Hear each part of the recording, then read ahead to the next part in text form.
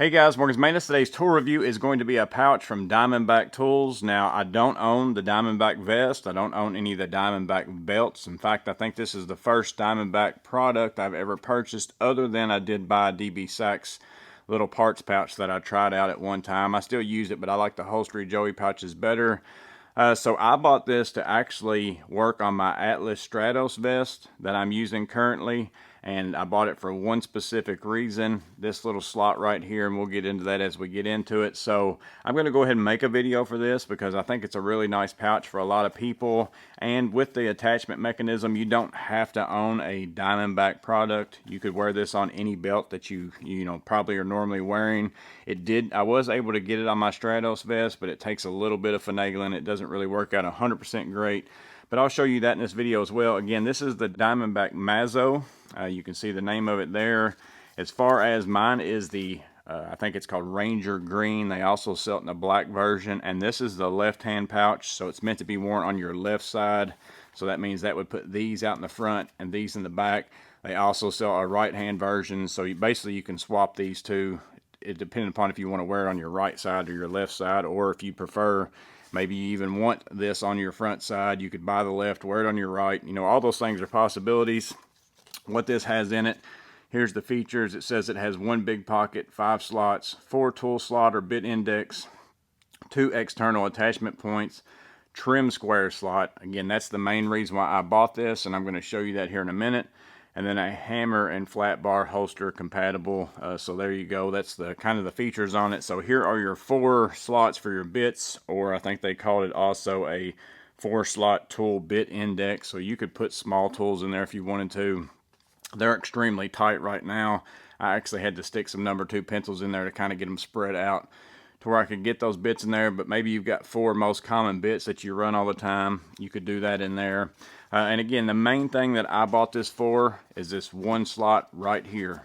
And if you remember, as I just read that, it said trim square slot. I just had a trim square video where I talked about how I use trim squares now more than the 7-inch typically in my work. That's just the kind of work that I'm doing. And if I take my Martinez here, you can see that slot. I'm going to stick that in there. It fits in there like it's meant to be. And that's why I basically bought this. I kept looking for something that was going to work with a trim square. I could find other speed square holders, but they're all kind of geared towards that 7-inch square. I was looking for one for this. So again, you can take out the Martinez, put in that Milwaukee one. So again, it's a smaller pouch. I like that as well. Doesn't stick out very far. There's the Swanson, but it's going to hold my trim square nice without making me have a whole bunch more room like on the side of me with the big pouch just to hold a big square. Put my little square in there, it gets lost, all those kinds of things. So that's the main feature. That's the reason why I bought this. And then again, it's got this one bigger pouch. My hand fits down inside of there even with the trim square. So you could use that for fasteners if you wanted to. I'm not sure that I will ever use it for that. I'll probably still use my holstery Joey pouches for that, but maybe you want to carry some extra tools. Let me just grab some things that are laying around here on my bench just to throw stuff in there to give you an example. So here is a 10-inch adjustable Klein Tools wrench. If I stick that in there, it sticks out towards the top. So again, it just depends on whatever you'd want to stick in there. You also had 2 slots over here on this side that are bigger for probably tools as well. So to give you an example of what would fit in there, here is a pair of diagonals right there from Klein. You can fit those down in there. They fit fairly decent. And then you still got this other slot here. Maybe you want to run a couple screwdrivers. Here's a Vera number 2 and a 6 slotted. We'll stick both of those in there, so you can fit 2 screwdrivers kind of in that slot, or again, another bigger tool, whatever it is that you want to use. Then over here, you've got these 2 pouches, along with this pouch here that's a little bit bigger. I would assume maybe you're going to use these for pencils. So if we take a couple pencils, whether it's a Pica 3030, maybe another smaller fine lead pencil, whatever it might be. Let's see, I've got a non-contact voltage tester here. We'll see if that will fit in this slot. It does, fairly tight, but this one's also smaller. I could probably swap these 2 around. Let's see if I can pull that out. That's a little bit tight. And again, this is a brand new pouch, not really broke in yet. I've only worn it, basically getting it set up around, seeing if it would fit on my vest. But there you go. There's a non-contact voltage tester. So if you wanted to wear this for electrical work, You could do that as well, and you could still put other things in this slot besides the trim square, but that's just what it's made for. I think they have some other pouches that have that same slot, and they call it like nail pouches, like for trim nails and things like that.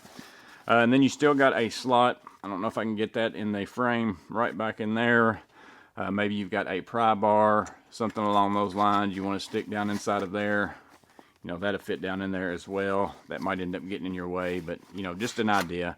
Again, this isn't how I'm gonna load mine out either. I'm just grabbing tools that are here close by on my desk to give you an idea. Mine's gonna be mostly set up for pencils, trim square, and then maybe whatever else I'm carrying, like if it's a chalk box or you know, something like that, might carry that as well.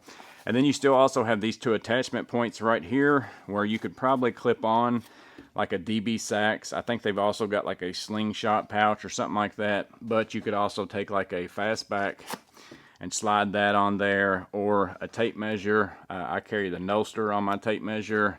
I could use that as my tape measure slot, or maybe you want to have just a regular tape measure. There's a 25-foot Milwaukee that's sliding in and off there. So lots of options on it. I feel like it's a fairly decent pouch. It seems like it's pretty well made. I haven't heard any complaints from people on the Diamondback stuff, so I'm assuming that, you know, everybody has pretty good success with them.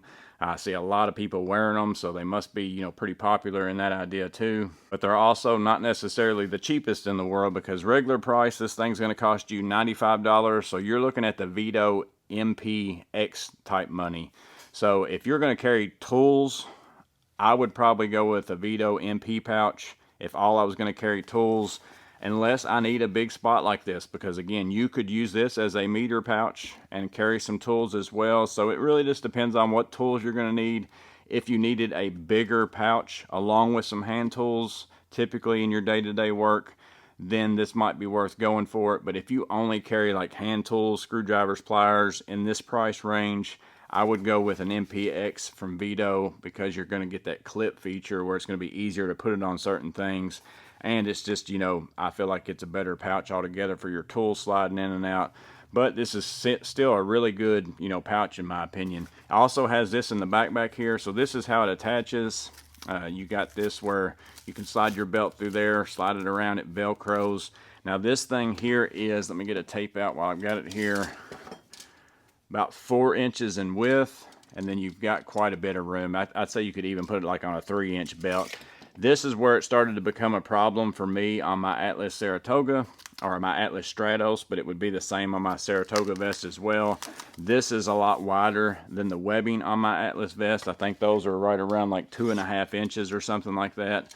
So it's got quite a bit that I couldn't fit up inside of there. So I had to sit there and kind of fold these over like this, fold this as well, and then try to get that wedged up in there. I was able to finally make it happen. I may try to see if I can figure out a different way to run something, maybe even add a clip to this if I can. I'm going to look into that and see what I can do, but I'm able to make it work on my Atlas. But just to be known, because I'm telling you, I'm putting it on my Atlas, it's not really, you know, geared to really do that 100%. You can make it happen. It just doesn't happen real easy. You can see it here on my Atlas Stratos vest.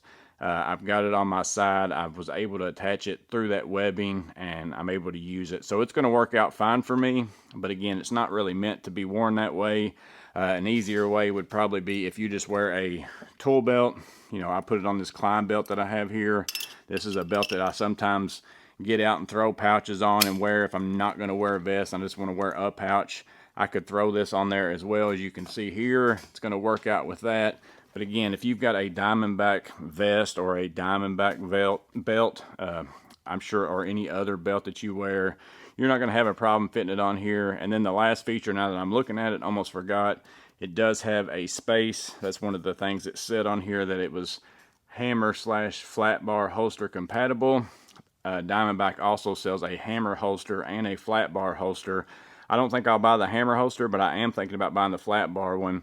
And it basically sticks in behind your pouch at an angle, and it hooks onto here and here, and allows you a space to slide like flat bars and hammers down in the back side. But overall, again, I feel like it's a pretty good pouch. It's going to work out 100% exactly like I wanted it to, for this one tool right here, and then also I'll get to carry whatever else. And again, the loadout would be completely different depending upon what job I'm doing. Am I framing? Am I installing doors? But I've got room and slots to put whatever tools I might need, along with my trim square, along with my pencils, along with the bits that I'm using, all those things. So overall, I feel like it's a pretty good pouch. Let me know in the comments below if you're running any of the Diamondback pouches that are small like this, because I might get another one from my other side. I've been looking at the Clavo maybe, but I really like this one. Again, this one's the Mazo. Gonna run you $95. That's pretty expensive. I was able to pick up mine used for $57, and it came in the package. Looked just like it was new. So you might keep your eye out for that as well. But yeah, guys, that's the Diamondback Mazo. Let me know in the comments below what you think about it. Hope this video was helpful. You guys stay safe. Have a blessed day. See you on the next video.